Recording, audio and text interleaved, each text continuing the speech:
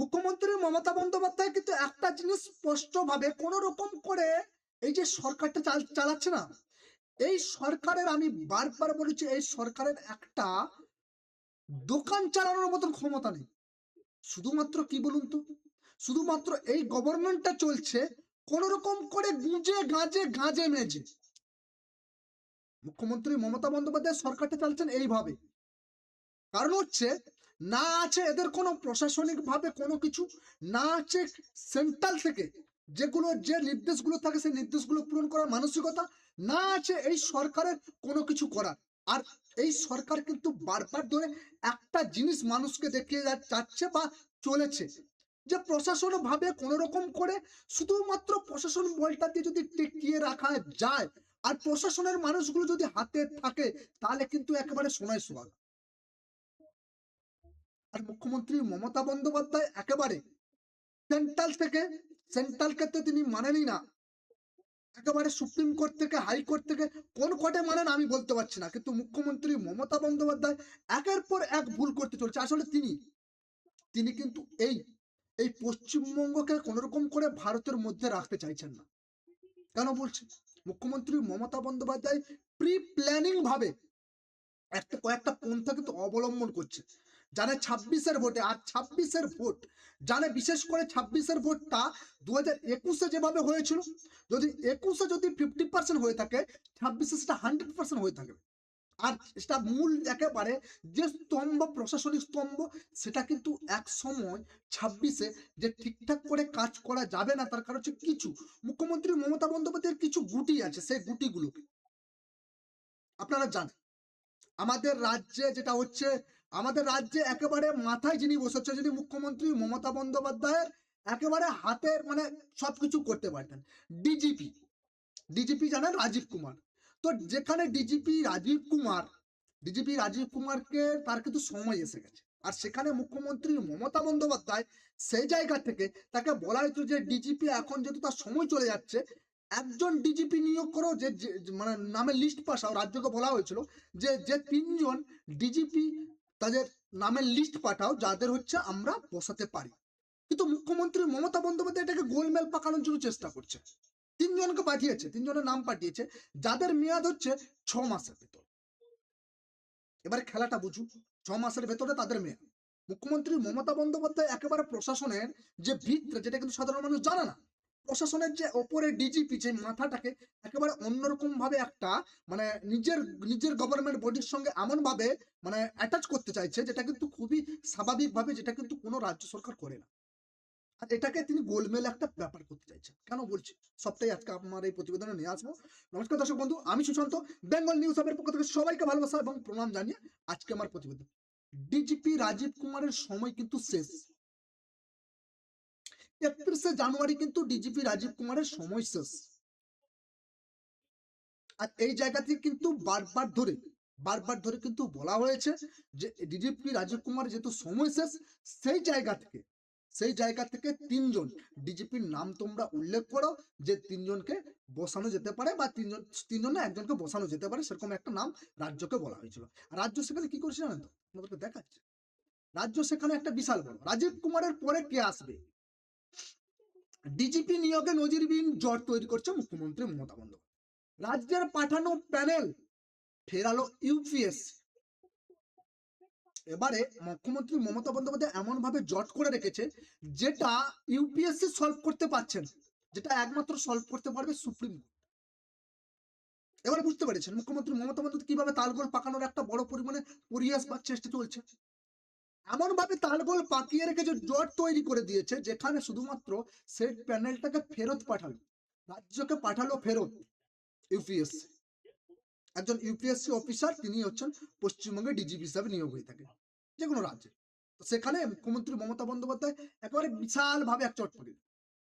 পশ্চিমবঙ্গের police DGP, West Bengal DGP নিয়োগ ঘিরে তৈরি হয়েছে এক নজিরবিহীন প্রশাসনিক জটিলতা।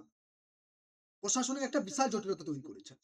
রাজ্যের পাঠানো ডিজিপি প্যানেলের তালিকা ফেরত পাঠালো ইউনিয়ন পাবলিক সার্ভিস, ইউপিএসসি। নজিরবিহীন ভাবে তালমেল পাকানো চলছে, যেখানে রাজ্যের পাঠানো প্যানেল, ডিজিপি প্যানেল তালিকা ফেরত পাঠালো ইউনিয়ন পাবলিক সার্ভিস অর্থাৎ ইউপিএসসি পাঠানো।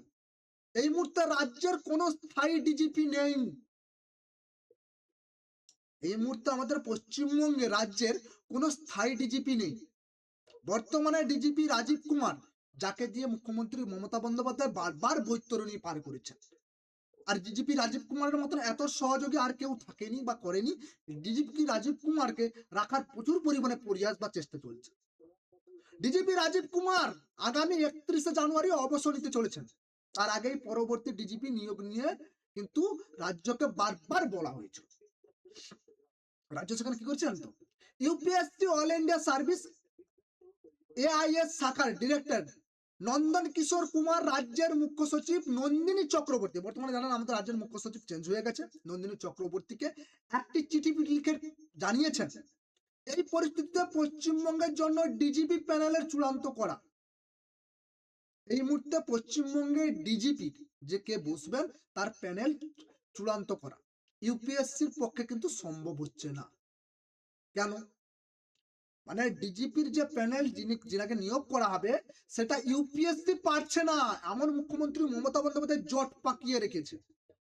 ইউপিএসসির পক্ষে সম্ভব হচ্ছে না, স্পষ্টভাবে জানিয়ে দিয়েছে মুখ্য সচিব নন্দিনী চক্রবর্তীকে চিঠি পাঠিয়ে ইউপিএসসি। এবং রাজ্য সরকারের সরাসরি সুপ্রিম কোর্টের দ্বারস্থ হওয়ার পরামর্শ দেওয়া হয়েছে।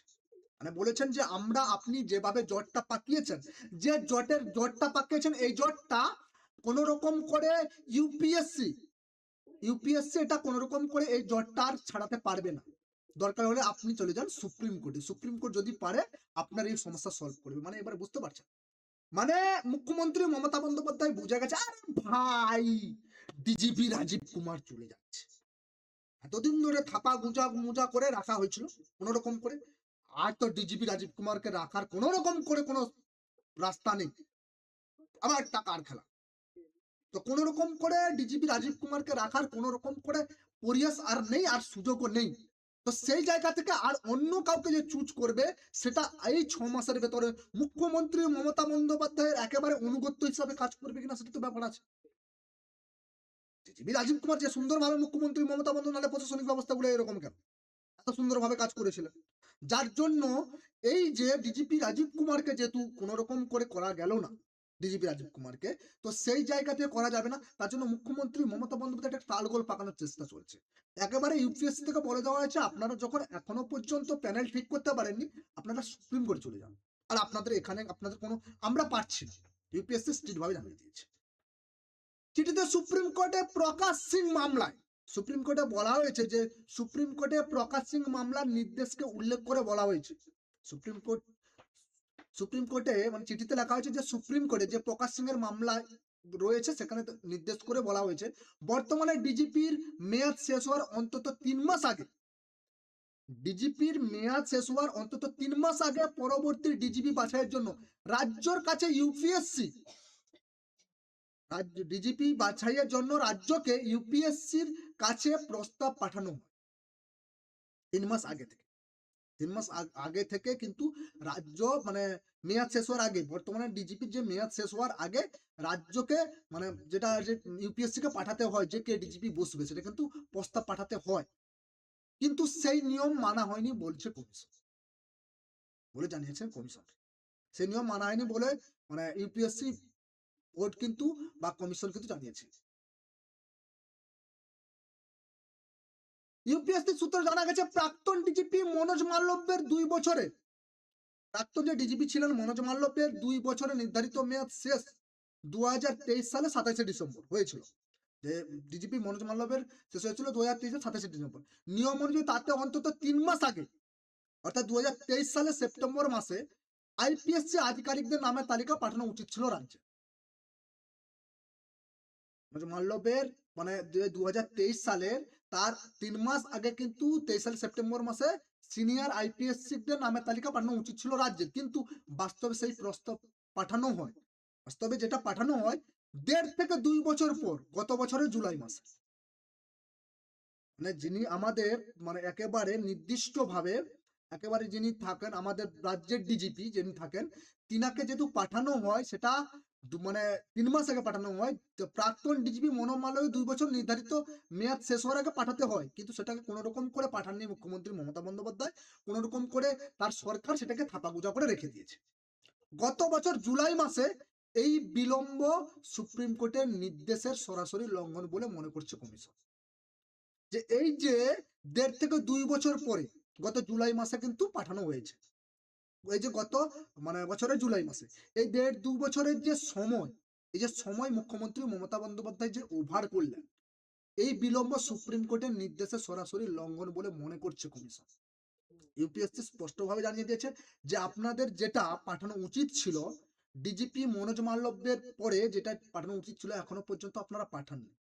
তো যার জন্য কিন্তু এটা পুরোটা আর আমাদের হাতে নেই। ইউপিএসসি স্ট্রিক্ট ভাবে জানিয়ে দিয়েছে যে এটা পুরোটা এখন সুপ্রিম কোর্টের, সুপ্রিম কোর্টের কোনো রকম করে কোনো মানে নিয়মও মানছে না, এটা পুরোটাই আপনারা চলে যান সুপ্রিম কোর্টে।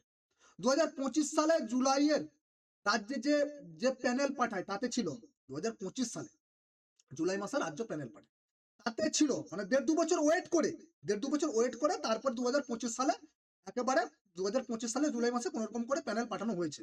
তাতে ছিলেন রাজীব কুমার।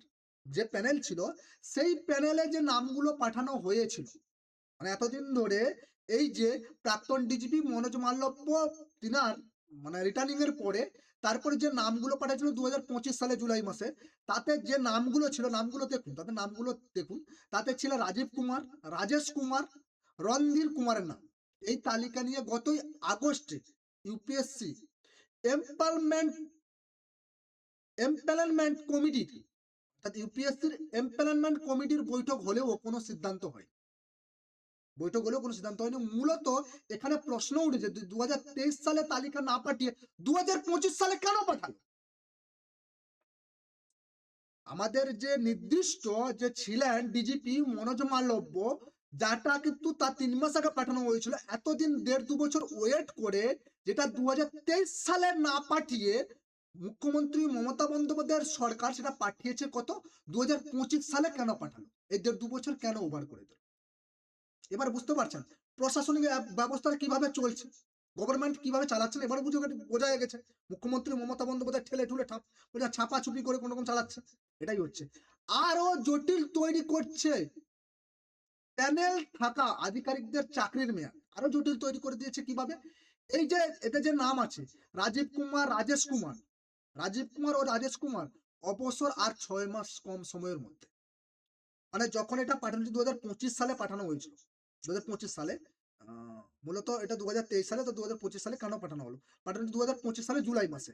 এবার এই দিকে যে নামগুলো মানে পাঠানো হয়েছে রাজীব কুমার, রাজেশ কুমার আর রণধীর কুমারের নাম পাঠানো হয়েছে। এখানে রাজীব কুমার, রাজেশ কুমারের অবসর আর মাত্র 6 মাসের কম সময়ের মধ্যে, অর্থাৎ রাজীব কুমার এই রিসেন্ট জানুয়ারির 31 তার চলে যাচ্ছে। তো তারপরে যে আছে এই যে রাজেশ কুমার, তারও সময় এই 6 মাসের ভেতরে। অর্থাৎ ইউপিএসসি নিজস্ব গাইডলাইন অনুযায়ী এত স্বল্প মেয়াদী বাকি থাকলে কাউকে ডিজিপি প্যানেলে রাখা যায় কিনা তা নিয়ে প্রশ্ন উঠছে, যে এত কম সময়ের মধ্যে তাকে কেন দেওয়া হবে পদ, কেন ডিজিপিতে রাখা হবে? ইউপিএসসি এটা নিয়ে কিন্তু প্রচুর পরিমাণে ইউপিএসসি আর মাথা কাজ করছে না, মাথা কাজ করাতে পারছে না, নিয়মের বাইরে কাজ করতেছে মুখ্যমন্ত্রী মমতা বন্দ্যোপাধ্যায়ের জন্য, নিয়মের বাইরে কাজ করতে হবে, এটা কি সম্ভব? এই পরিস্থিতিতে ইউপিএসসি ভারতের অ্যাটর্নি জেনারেলের মতামত চায়, জেনারেলের মতামত চায় যে অ্যাটর্নি জেনারেলের পরামর্শ স্পষ্ট, এই বিষয়ে চূড়ান্ত মীমাংসা একমাত্র সুপ্রিম কোর্ট করতে পারে।